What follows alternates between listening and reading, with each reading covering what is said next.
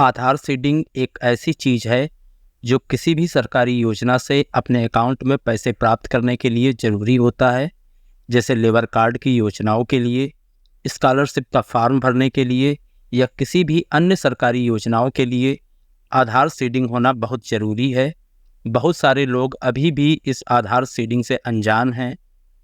तो मैं इस वीडियो में बताने वाला हूं कि आधार सीडिंग क्या होती है, आधार सीडिंग कैसे किया जाता है और हम कैसे चेक करें कि मेरा अकाउंट और आधार सीडेड है या नहीं है, और अगर नहीं है तो आधार सीडिंग कैसे होगा। तो चलिए शुरू करते हैं। दोस्तों, आधार सीडिंग क्यों ज़रूरी है ये जानने से पहले हम बात करते हैं कि आधार सीडिंग क्या होता है। दोस्तों, आधार कार्ड में अपना एक बैंक अकाउंट लिंक कराना ही आधार सीडिंग होती है।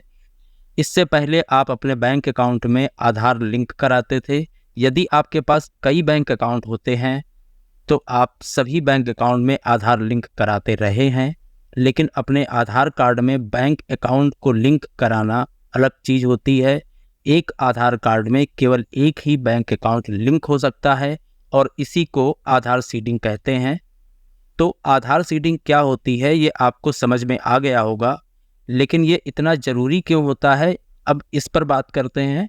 दोस्तों, अभी तक सरकारी योजना का लाभ लेने के लिए बैंक अकाउंट का नंबर देना पड़ता था और उस योजना का पैसा हमारे द्वारा दिए गए बैंक अकाउंट में भेजा जाता था। लेकिन कई बार गलत बैंक अकाउंट नंबर लिख जाने के कारण हमारा पैसा किसी दूसरे के अकाउंट में चला जाता था और हमें उस योजना का लाभ नहीं मिलता था। इन सभी परेशानियों को देखते हुए सरकार ने अब निर्णय लिया है कि किसी भी सरकारी योजना का लाभ लेने के लिए, चाहे वो लेबर कार्ड की योजना हो, किसानों की योजना हो, किसी तरह की सब्सिडी प्राप्त करनी हो या स्कॉलरशिप का फॉर्म भरना हो, सभी तरह की सरकारी योजनाओं का लाभ लेने के लिए आधार सीडिंग को अनिवार्य कर दिया गया है। क्योंकि अब सरकारी योजनाओं का लाभ आधार कार्ड के माध्यम से ही दिया जाएगा और जिस आधार कार्ड में बैंक अकाउंट लिंक होगा, यानी कि आधार सीडेड होगा, उन्हीं लोगों के अकाउंट में पैसा आ पाएगा और जिन लोगों का आधार सीडेड नहीं होगा उनको किसी भी सरकारी योजना का लाभ नहीं मिलेगा।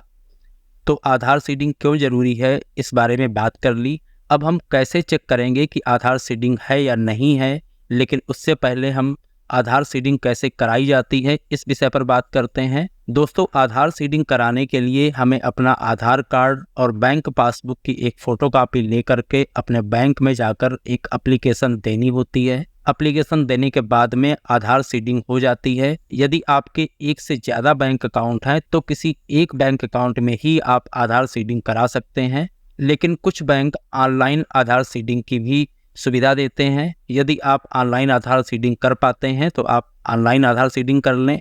यदि आप नहीं कर पाते हैं तो बैंक में जा कर के एप्लीकेशन दे करके आप आधार सीडिंग करा सकते हैं।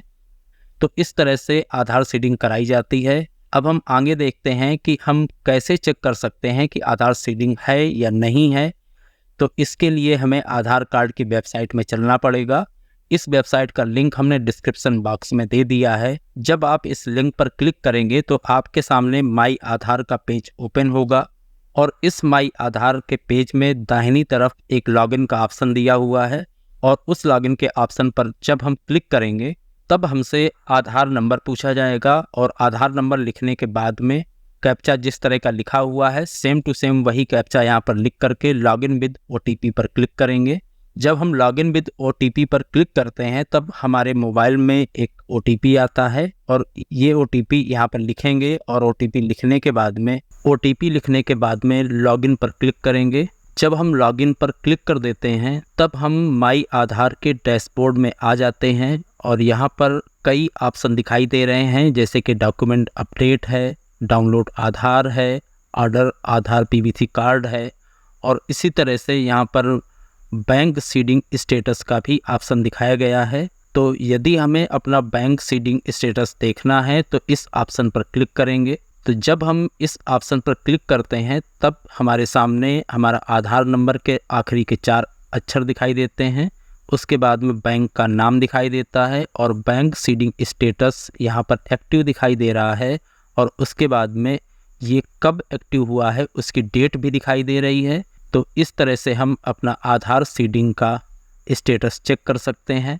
तो उम्मीद है आपको हमारा वीडियो पसंद आया होगा। यदि वीडियो पसंद आए तो वीडियो को लाइक करें और चैनल को सब्सक्राइब करें। धन्यवाद।